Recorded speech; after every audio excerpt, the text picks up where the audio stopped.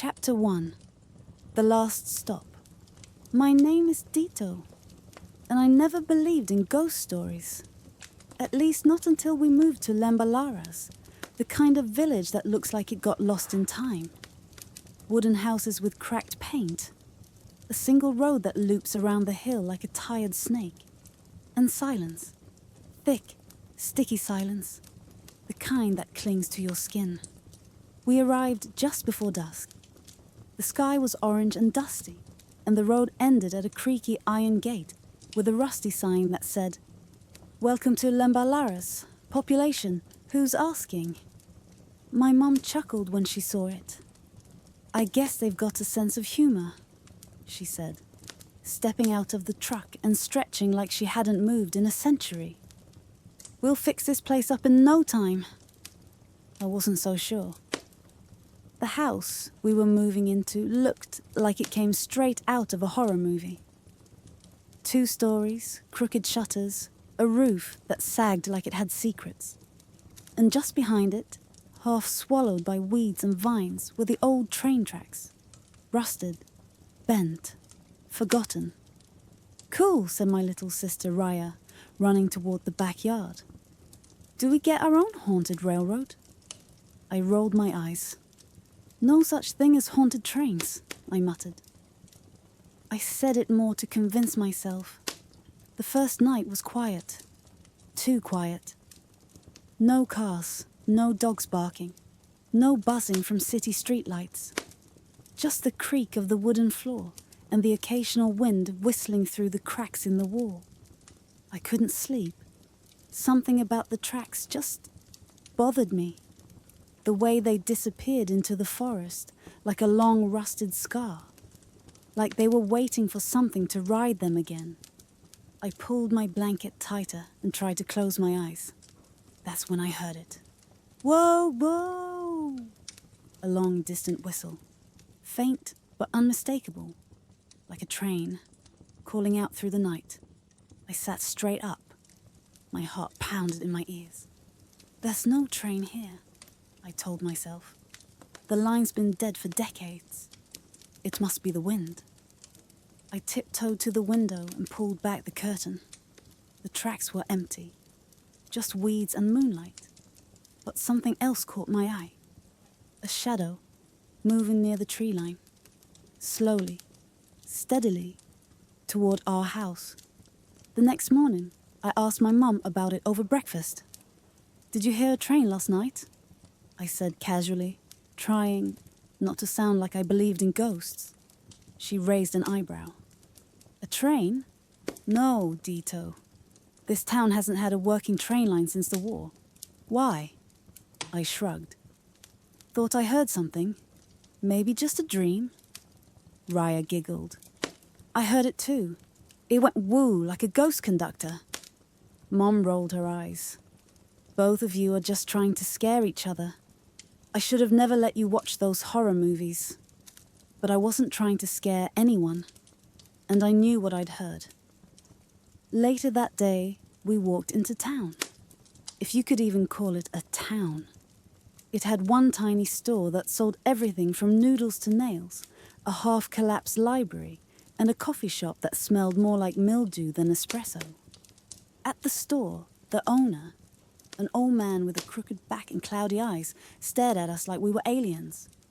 "New folks?" he asked, voice like gravel. "My mum bought the house near the old tracks," I said. He stiffened. "Near the station?" "There's a station?" "Used to be," he muttered. "Long gone now. Nothing left but the foundation and bones." I blinked. "Bones?" He leaned closer. "You didn't hear it, did you?" "Hear what?" "The whistle," he whispered. My mouth went dry. "What happens if you do?" He stared at me for a long time, then said, "Don't go near the tracks. And if you hear the train again, don't answer the knock." We left quickly after that. Back home, Raya played in the backyard, poking at bugs with a stick. I stood near the back fence, eyeing the tracks, trying to imagine what that train might have looked like when it was real. As the sun dipped low, the forest swallowed the last light. Our backyard turned to shadow, and that's when we heard it. Clang, clang, clang. The faint metallic sound of wheels turning on steel. But there was no wind, no rumble, no lights. Just that sound, and then a long, low whistle that cut through the silence like a scream. Whoa! I grabbed Raya's hand. Inside. Now. But. Now. We ran in and slammed the door shut. Mum gave us both a look, but didn't ask. Later that night, I sat by the window staring at the tracks, waiting, listening. Knock, knock, knock. My heart froze. Someone was at the front door. Chapter 2. The man with no lantern. The knocking came in 3 slow, hollow thuds. Knock, knock, knock. I stood frozen at the top of the stairs, staring down at the door. It was midnight, maybe later. The world outside was ink black. Even the moon had disappeared. I waited for Mom to wake up, for someone, anyone to move, but nothing happened. Not even the house creaked. I thought I imagined it, that maybe a tree branch had hit the door or something had fallen. But then, knock, knock, knock, again, calm, measured, like someone polite but persistent. I inched down the steps. My legs felt made of stone. From the front door's frosted glass window, I saw nothing. No shadows, no shapes. Still, the air felt wrong, thicker, like something was pressing against the walls of the house. I reached the bottom of the stairs, heart thudding in my ears. The knock stopped, but in the silence that followed, I heard something else. A voice, no louder than a breath. Have you seen my light? I couldn't move. The words weren't spoken the way people talk. They were pushed into my head, like a thought that didn't belong to me. A dry whisper, ancient and brittle. I backed away from the door. No footsteps, no running. Just that voice again, softer now. Have you seen my light? Then silence. I didn't sleep the rest of the night. The next morning I said nothing. Not to Mom, who was busy unpacking dishes. Not to Raya, who was already out back poking at the railway again. What could I say? Oh hey, a ghost knocked on our door and whispered in my head. Yeah, that would go over great. Instead, I sat at the breakfast table staring into my cereal, replaying every second of that night. Trying to remember what I saw, what I felt. Raya walked in, holding something. Look what I found, she said brightly. Behind the shed. She handed me a metal sign, about the size of a license plate.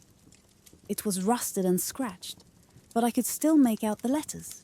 Station closed. By order of the Ministry. July 17, 1949.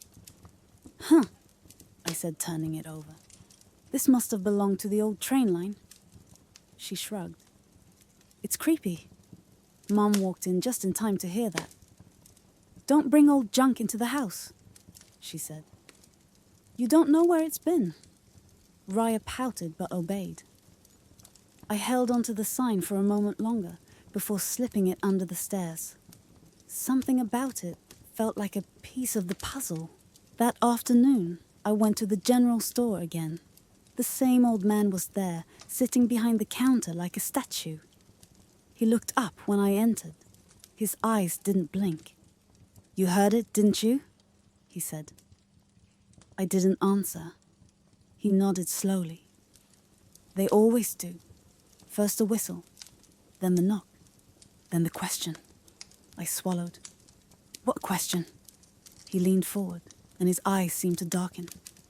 Have you seen my light? My breath caught in my throat. He nodded again, solemn. That's the conductor, he said quietly. Lost his lantern in the last wreck.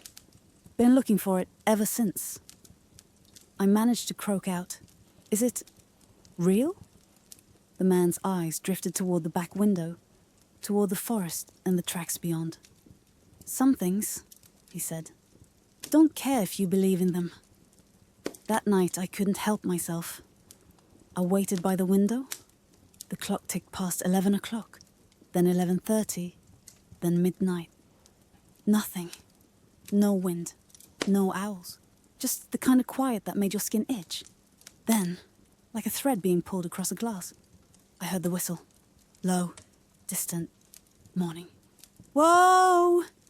This time it was different. No voice. But I saw something. A shape. A figure at the edge of the tracks. Tall. Still. Head tilted slightly like he was listening. He wore a long coat that swayed without wind, and in his hand he held nothing. His hand was open and empty, extended like he was waiting to receive something. A lantern. A light. Something that had been taken from him long ago. And then, slowly he turned toward me. Even from that distance, I could feel it. He saw me. I dropped to the floor, heart hammering. When I dared peek again, he was gone. But in my mind, I heard the question once more. "Have you seen my light?" Chapter 3. Ticket to Nowhere. I didn't tell anyone what I saw. Not Raya, not Mum. What was I supposed to say? "Hey, I saw a ghostly guy in a coat standing by the tracks. He didn't have a lantern and stared straight into my soul. No big deal." So instead I kept quiet, watched the shadows, waited for the whistle, and I started searching the house. It began the next morning. I told Mum I was looking for my sketchbook. In reality, I tore through every drawer, every cabinet, even behind the kitchen walls where the wood had peeled open like dry skin. I don't know what I was hoping to find. A clue? A diary? Maybe a flashlight with property of ghost train carved into the side. It was around noon when I found it. In my bedroom, one of the floorboards near the window felt different, thicker, too clean compared to the rest of the scuffed wood. I pried it up with the back end of a spoon, and there it was. A small square paper, yellowed with age, folded in half and tucked in a hollow space beneath the floor. I opened it carefully. My heart skipped a beat. It was a train ticket. Old, brittle, stained at the corners, but still readable. Midnight Railway Authority. Admit 1 passenger. Non-refundable name. Dito S. Compartment 7. Seat 13. Delta. July 17th, 1949. My fingers trembled. My name. The exact name. And a date. 76 years ago. I stared at the ticket for a long time. Maybe it was a prank. Maybe someone was messing with me. But this house had been abandoned for decades. Mum bought it cheap online, and nobody had lived here since, well, since forever. I took the ticket downstairs and held it under the kitchen light. The ink shimmered faintly, as if the letters didn't want to stay still. When I tilted it, the seat number seemed to blur. For a split second, it looked like it read 0. Then something else happened. A sharp sting lanced through my fingers. The paper heated, almost glowing. I dropped it on the floor. A sound followed, a whisper, like air escaping from inside the walls. "Your seat is ready." Later that night, I couldn't sleep. Again. I kept the ticket in my desk drawer, wrapped in 2 socks and sealed in a plastic bag. Still, I could feel it, like it was humming quietly, waiting. At 12:13 a.m., the train whistle blew again. Woo! Go! But this time, I checked the digital clock on my desk. It blinked once. Then the numbers froze. 12:13. The second hand stopped. Everything stood still. Even the wind seemed to pause. I ran to the window. Outside, fog rolled across the backyard like slow grey waves. And in the mist, I saw figures. Not just one. Multiple. Dozens. People. walking along the tracks. Some held suitcases. Some wore hats or shawls that hadn't been in style for 50 years. Their feet didn't touch the ground. Their mouths hung open. They were silent, except I could almost hear them. A low murmur, layered like overlapping voices, crying, breathing, singing. Then I realized they weren't headed somewhere. They were trying to reach the house. I backed away from the glass just as one of the ghostly figures looked up, eyes hollow, glowing faintly, and stepped off the track, toward me. The moment the clock ticked again, just a tiny click, everything vanished. Fog, whistle, figures, gone. I staggered back, breathing like I'd run a marathon. Then I heard something drop to the floor behind me. The train ticket. I had locked it in my drawer. It was now lying in the middle of the room, unfolded. New words had appeared at the bottom, in thick, black, pulsing ink. One way only. Chapter 4. Voices in the fog. The next morning I tried to tell myself it was a dream, that the people I saw walking the tracks, those faces in the mist, weren't real. But the ticket said otherwise. It still lay on my desk as if nothing had happened. The ink on it no longer shimmered, no longer pulsed. But the words at the bottom were clear and heavy. One way only. I didn't touch it.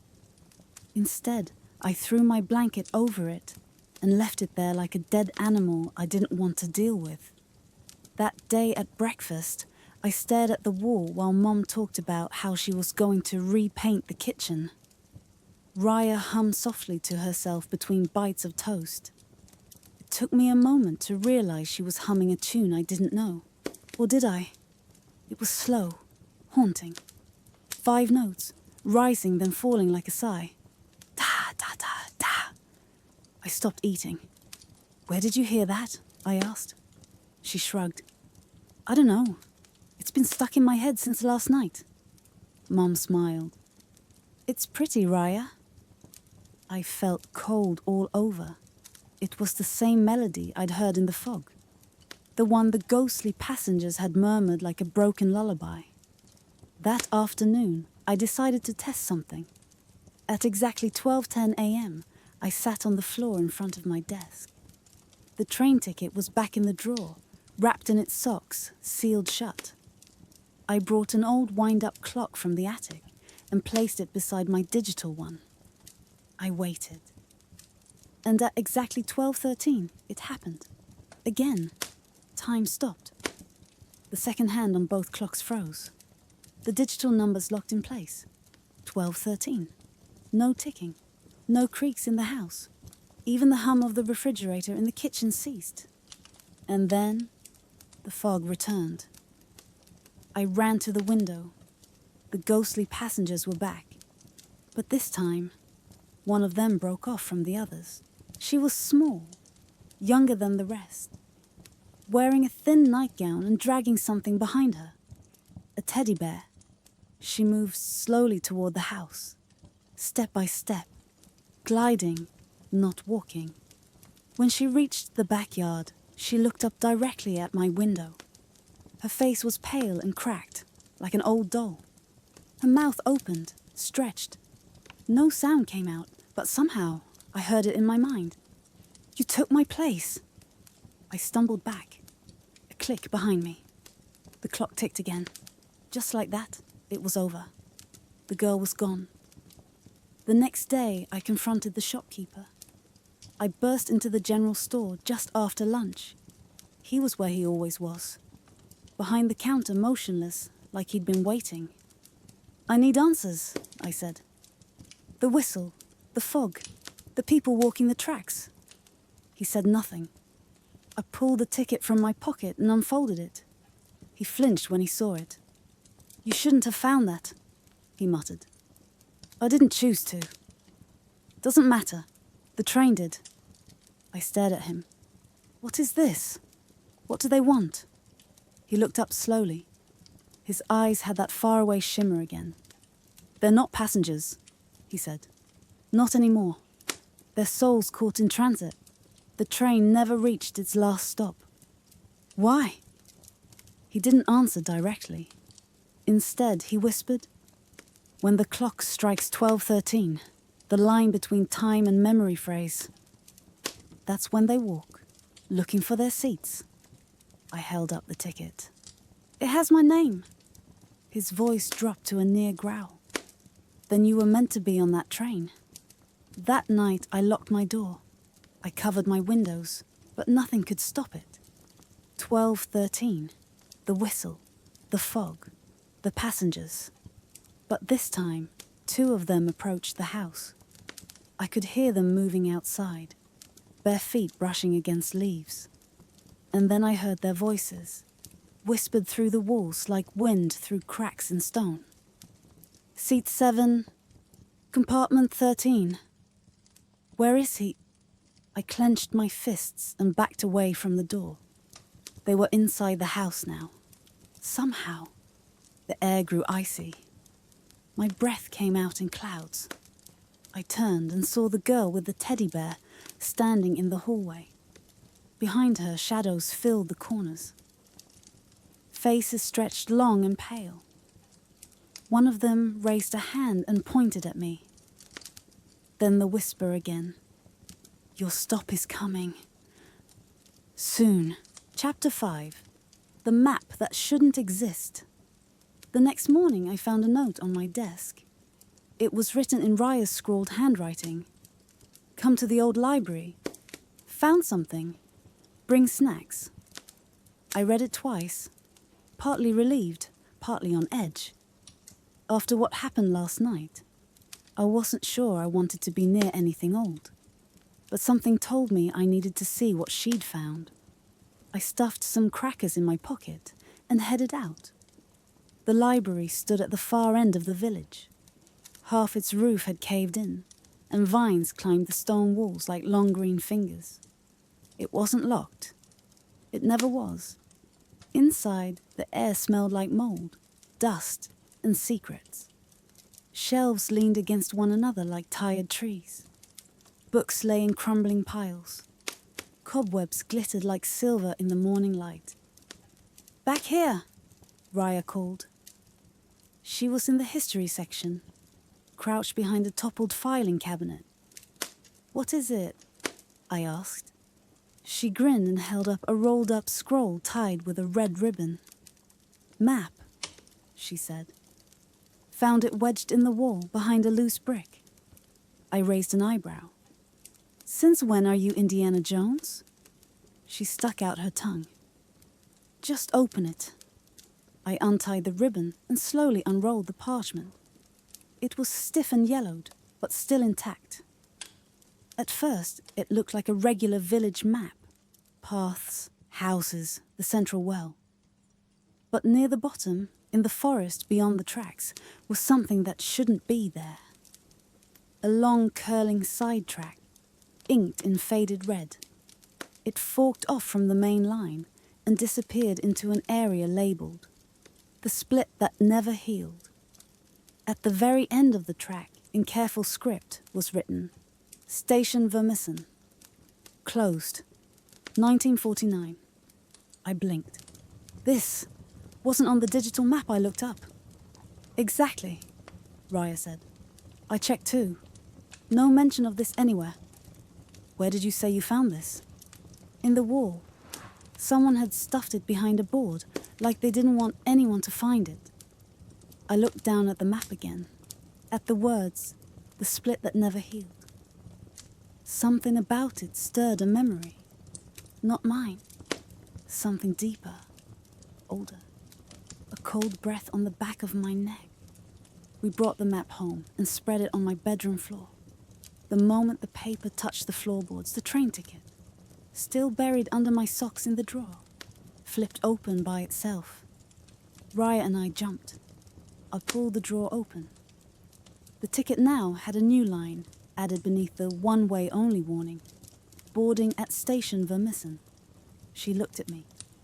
"That's the station on the map." I nodded slowly. "I think that's where the train is still going. Still going? Her voice lowered. But the line's dead. The whole thing was shut down. What if it's not? I whispered. What if the train never stopped? Raya swallowed. You think it's still running? Just not here. Not in our time. Not in this reality. Maybe somewhere in between. She stared down at the map, then whispered, maybe that's what the split means. That night, I didn't wait for the whistle. I sat by the window, the map in my lap, the ticket beside me. I was done pretending this wasn't real. 12:13. The freeze hit again. The world stopped. The whistle cried. And this time, something changed. Through the fog, I saw the figures again, ghostly, worn down, barely real. But they weren't walking aimlessly. They were marching, single file, toward the forest, toward the hidden track. I watched as one by one they stepped into the trees and vanished. Then the last figure stopped. She was a girl with a teddy bear. She turned toward me, eyes glowing like coals under ice. And in her hand, she held the map. But I still had it in my lap. No, she held the same one. Identical. Marked in red. She lifted it, held it to her chest, and nodded. Once. Then she pointed into the woods, to the place labeled The Split That Never Healed. Chapter 6. The Split Track. The next day, I waited until Mum left for the market. Raya and I stood at the edge of the forest, backpacks on, flashlight batteries checked twice. She had the map. I had the ticket. Neither of us said much. There was something sacred about what we were doing. Like if we spoke too loudly, the forest might swallow our words. And us with them. We followed the trail where we'd seen the passengers vanish. There wasn't a real path, just animal tracks and broken branches. But the map was accurate, too accurate, as if it hadn't aged at all. After nearly an hour of walking, the forest began to change. The air turned colder, heavier. The birds stopped chirping. Every branch seemed to bend inward, like trees leaning to listen. Then we saw it. At first, it looked like a line of moss-covered stone cutting through the forest floor. But as we got closer, we saw the rusted steel glinting faintly beneath vines and leaves. The track. Old, twisted, and utterly real. It curled into the distance in a lazy S-shape, exactly as it did on the map. At its beginning stood a decaying signal post, its metal warped and blackened. No one's touched this in decades, I whispered. Raya brushed moss off a weathered sign, half buried in dirt. Station Vermissen. 1 kilometer. I took a deep breath. We keep going. As we followed the track, time began to slip. Not seconds or minutes, but a feeling. Like the forest was no longer following the same rhythm. Shadows grew longer in places where the sun still shone. Our watches ticked faster, then slower, then froze altogether. I checked mine 3 times. The second hand would jump, then stop again. 12:13. Again and again. Raya tapped my shoulder. Look. Up ahead, the track split. One branch twisted left, overgrown, lost in fog. The other turned right and disappeared behind a crumbled hill. And standing between them, motionless, was a signpost. But it had no sign. Just a single word carved into the wood beneath it. Split. We turned left. The forest grew thick around us. Thorns snagged our sleeves. The silence deepened. Then without warning, the trees opened into a clearing. And there it was. What was left of a station Vermissen. Or something like it. There were no buildings, no platforms. Just stone foundations sunk into earth. And a stretch of track that hovered slightly above the ground, untouched by time. It pulsed faintly, just once, like it breathed. Raya gripped my arm. It's not abandoned, she whispered. She was right, because on the track, silently waiting, was a train car. Just one. It was old, sleek, with gold lining and broken windows. The number 713 was barely visible under its faded paint. My heart dropped. Seat 13, compartment 7. This was my car. As we stepped closer, we heard something. Voices, soft and jumbled, as if coming from underwater. But they weren't coming from inside the car. They were coming from the ground. I knelt, brushed away some dirt. Beneath the soil were stones, gravestones stacked flat, almost hidden. Each one had a name and a seat number. I read a few aloud. Eva M, seat 10. Tono R, seat 3. Lena S, seat 13. Raya froze. Wait, you just said... I know. My eyes scanned further, and then I saw it. A stone with my full name. Dito S, seat 13. No return. The air shifted. A breeze rolled in, carrying the scent of old smoke and scorched iron. From the train car, a door creaked open, and then the low whistle blew right beside us. But there was no engine, no tracks leading in. Just one car, one seat.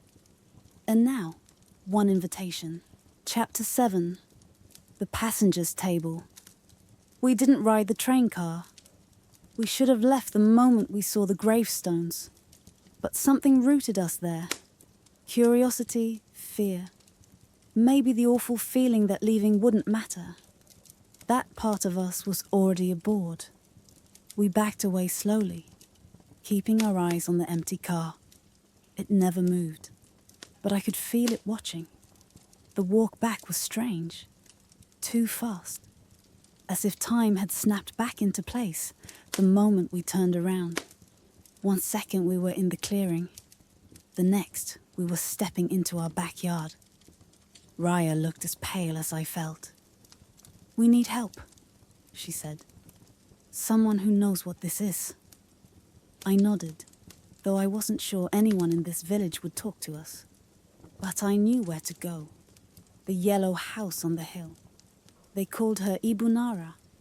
Some kids whispered she was a witch. Others said she used to be a librarian or a teacher.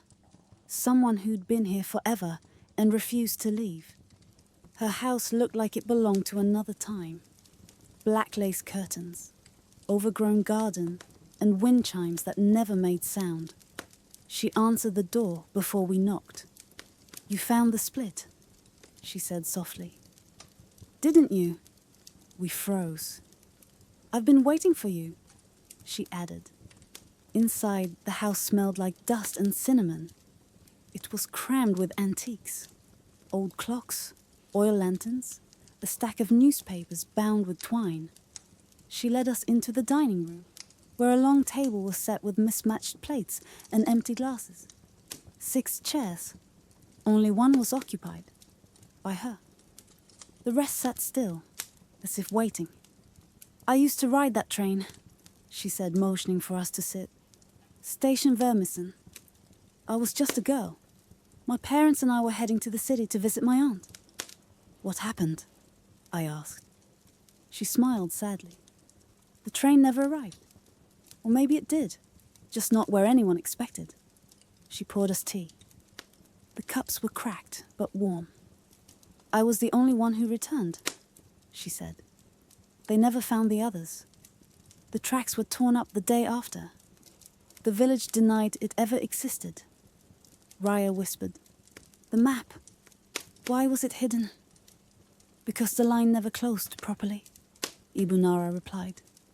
"The tracks split, not just from the ground, but from time. It became a scar, a wound that never healed." She reached behind her chair and pulled out something wrapped in cloth. I knew what it was before she unwrapped it. A lantern. Old, iron, covered in soot. The glass cracked. The handle bent. "He's looking for this," she said. "The conductor. He lost it in the fire." "What happens if we give it back?" I asked. She looked me in the eye. "Then he finishes the route." "Before we left," I asked her one more question. Why me? She paused at the door. When the train split, some passengers weren't born yet. Some haven't even lived their lives. But their seats were already assigned. I stared. She leaned in close, her eyes distant. And you, Dito, have always been seat 13. That night, the lantern sat on my desk. The train ticket lay beside it, its ink shimmering again. The gravestone still burned in my memory. And at 12:13, when the world froze, I heard the conductor's voice again. Have you seen my light? This time I had an answer. And next time, I might say yes. Chapter 8. One Ride. Only I barely slept. The lantern sat on my desk like a ticking bomb, its soot-dark glass catching shadows that didn't come from any light in the room. When I touched it, the metal felt warm, alive almost. The ticket hadn't changed. It still read my name. Still said, one way only. But something had changed in me. I was tired of running. The next morning, I told Raya everything I'd decided. We go back, I said. To the track, to the train. We give him the lantern. She hesitated. And if he takes it, what happens to us? I don't know, I said. But I think we're already part of it. She was quiet for a moment, then nodded. Then let's finish this. We left at dusk. The walk back to the split felt different this time. The woods didn't resist. The air didn't fight us. It was as if the forest knew we were ready. We reached Station Vermison just as the last light disappeared from the sky. The train car was still there, waiting, silent. But something was different. Now, there were passengers inside, shapes in the windows, pale faces, empty eyes. They stared without blinking, and standing in front of the open door was him, the conductor. No lantern, no face, just a shape, long and thin, his uniform charred and smoking in places, his gloves dark with soot. He stepped forward as we approached, and for the first time he spoke aloud. Have you seen my light? I held it up. The lantern. His hand twitched slightly, reaching, but he didn't take it. One ride, he said. To the last stop. Then we rest. I looked at Raya. She clutched my hand. Both of us? I asked. The conductor tilted his head. Then slowly he shook it. One ride, one seat, one way only. My voice caught. I have to go alone. He said nothing, but the air answered for him. A warm gust from the train's doorway brushed my face, heavy with the scent of iron, ash, and long-forgotten voices. I turned to Raya. I don't want to leave you. She shook her head fiercely. You're not. I'll be waiting at the end. I smiled faintly. I stepped forward. Up the steps of the car, into the dark. The conductor followed. The door slid shut behind me. Inside, everything changed. The car was lit with a dim orange glow, like fire trapped behind glass. The seats were full, but wrong. The passengers were mannequins of people long dead. Some missing limbs, some scorched, some whispering to no one. And in the center, illuminated like a stage spotlight, was seat 13. My name glowed faintly on the headrest. I sat. The train lurched forward without sound, moving through forest, then fog, then nothing at all. Outside, the windows showed only darkness. Inside, the passengers began to hum. The same melody Raya had hummed days ago. Da, da, da, da. I lost track of time. Maybe we moved for minutes, maybe hours, maybe longer. But eventually, we slowed. The conductor stood beside me now, holding the lantern. It had begun to glow.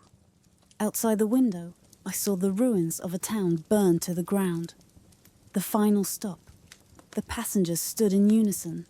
They walked toward the exit single file and vanished one by one into the smoke outside. Some cried, some smiled, some simply disappeared. When I turned back to the conductor, he no longer looked like a shadow. He looked human, young, tired. He nodded once. "Thank you," he said. Then he stepped off the train, lantern in hand, and vanished into the fog. I woke up in my bed. Sunlight streamed through the window. The ticket was gone. So was the lantern. I ran to the window.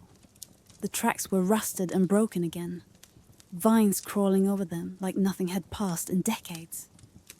Raya burst into my room. "You're back!" she shouted. "I waited all night." I hugged her. We never spoke about the train again. But every year on July 17th, at exactly 12:13, I light a single candle and listen closely. And sometimes, just sometimes, I hear a faint whistle. One final goodbye. Chapter 9. Lightless. For weeks, life returned to normal. Almost. The forest was quiet. The tracks didn't hum anymore. The wind didn't carry whispers. The fog no longer crept into our backyard at night. It was as if the train had finally finished its journey and vanished from our world. Raya was brighter again. Mom said I looked healthier. Even I began to believe that it was over, until the night the light went out. It was a little after midnight. I had stayed up reading, the glow of my desk lamp warming the pages of a dog-eared comic. Then, without warning, the lamp flickered. Once, twice, outside. I reached for the switch. No use. I checked the bulb. Cold. My phone's flashlight worked. The power wasn't out. Just the lamp. I moved to the window. The yard was calm. Still. Then I saw it. A faint flickering glow at the edge of the forest. Not white like moonlight. Orange? Lantern light. I ran outside, barefoot, heart pounding. The glow danced between the trees, moving deeper into the woods. I followed. Branches scraped my arms. The cold bit my ankles. But I couldn't stop. The light grew clearer, closer, and then I saw him. Standing in the center of a clearing was a boy, not much older than me. His back was turned, his shoulders stiff. In his hand was a lantern, cracked, glowing faintly, its handle twisted. My breath caught. It was the lantern, the same one I gave the conductor. But this time, it wasn't carried by a man in a scorched coat. It was held by someone my age. The boy turned. He had my face, almost just slightly off, like someone had tried to draw me from memory. His eyes glowed faintly, like the windows of a train still waiting in the dark. Then he spoke. "The ride ends. But the line never dies." He raised the lantern higher, and the woods around us shifted. For a split second, I saw it all again. The tracks, pristine and endless, the passengers frozen mid-step, the train still waiting at a platform made of fog and memory. Then, darkness. I woke in bed, heart racing. The lamp beside me was back on. My phone showed 12:13. And beside the desk, in the corner of my room, was something new. A small metal plate. Rusted. Scratched. I crawled out of bed and picked it up. A nameplate. The kind you'd find on the side of a train car. It read, "Car number 713. Conductor, DS." My initials. The ticket had said, "One way only." But maybe the line had decided to loop. Chapter 10. Final stop. I didn't tell anyone about the nameplate. What would I say? Hey, I might be turning into the new conductor of a ghost train. Instead, I slid it under my bed, hoping it would rust itself out of existence. But I couldn't stop hearing his voice. My voice. That copy of me in the woods. With the lantern. With the glow in his eyes. The words echoed endlessly. The ride ends. But the line never dies. The days passed. No more fog, no more whistle. The woods stayed still. But something in me was changing. It started with the clocks. All of them began to freeze at 12:13, even during the day. Next, I started waking up in strange places. Once on the back porch, once in the shed, once by the edge of the forest, barefoot, and I didn't remember getting there. And each time, a new object appeared in my room. A strip of burnt fabric, a rusted metal coin, a train key with no teeth, little pieces of the train leaking back into my world. Or maybe, I thought, I was leaking into it. One night, I found Raya in the hallway, staring out the front window. "Did you hear it?" she whispered. I shook my head. "What?" She turned to me, eyes wide. "The whistle. It sounded farther away, like it wasn't calling you anymore." She paused. "Like it was calling me." My stomach dropped. "No," I said quickly. "You're not part of this." But she just kept looking out the window. "It's moving on, Dito. Looking for someone new." The next morning, the nameplate under my bed was gone. In its place was a new ticket. Same parchment, same red ink. But this time, the name was Raya S. Compartment 4, Seat 9. Date, July 17th, 2025. Boarding imminent. I ran back to the forest. Back to where the tracks once split. But they were gone. No signal post, no fog, no foundation stones. Just trees. Unbroken, undisturbed. As if nothing had ever been there. But the humming started anyway. Low and metallic, rising through the ground beneath my feet. The train wasn't coming anymore. It was already inside me. That night, I made a decision. I waited until everyone was asleep.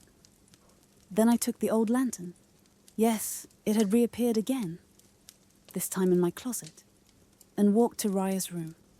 She slept soundly, one hand under her pillow. Her teddy bear tucked tight under the other arm. I whispered, "I'm sorry." Then I placed the ticket beside her, and I took her place. At 12:13, the whistle blew again. Only I heard it. I stepped outside. The air shimmered. The wind died. And standing on the broken street in front of our house was car number 713. Just one car, just one door open. And at the entrance stood me, or him, or it. The version of me that carried the lantern now. Older, thinner, shadowed. He nodded. I stepped forward. Inside the car, I saw the seat. It wasn't seat 13 anymore. It was seat 0. At the back of the train, facing forward. Facing forever. I sat.